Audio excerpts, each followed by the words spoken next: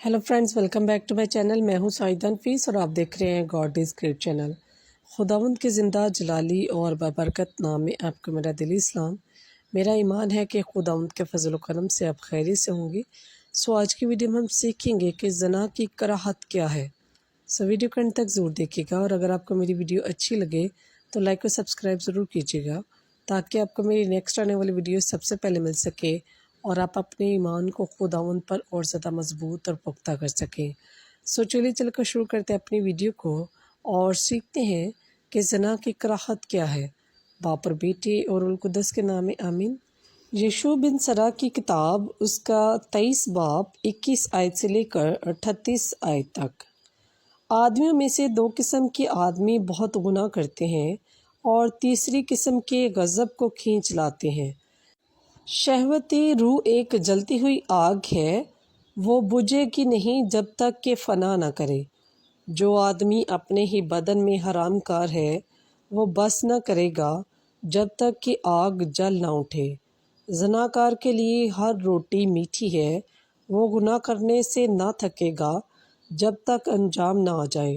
हर वो इंसान जो अपना पलंग छोड़कर आगे बढ़ता है वो अपने आप में ये कहता है कि मुझे कौन देखता है, मेरे आसपास तरीही है, दीवारें मुझे छुपाती हैं, मुझे कोई नहीं देखता, मैं किस बात से डरूं। हक ताला मेरे गुनाहों को याद ना करेगा और वो फ़कत आदमियों की निगाह से डरता है और वो नहीं जानता कि खुदावंद की आँखें सूरज से 10 गुना ज़्यादा रोशन हैं और आदमियों की सब राहों को देखती हैं और पोशीदा चीज़ों से आगाह है। वो सब चीज़ों को पेशतर इसके कि पैदा की गई जानता है और ऐसे ही जब वो हो चुकी वो सब कुछ देखता है।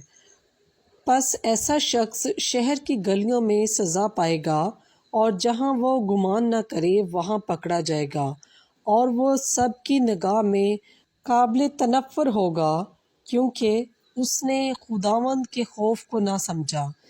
ऐसी ही वो औरत भी है जो अपने शोहर को छोड़कर उसके लिए अजनबी से वारिस बनाती है, क्योंकि अव्वल उसने हक ताला की शरीयत की नाफरमानी की, दूसरा उसने अपने शोहर से बेवफाई और तीसरा वो ज़ना से नापाक हुई और अजनबी मर्द से नस्ल कायम की।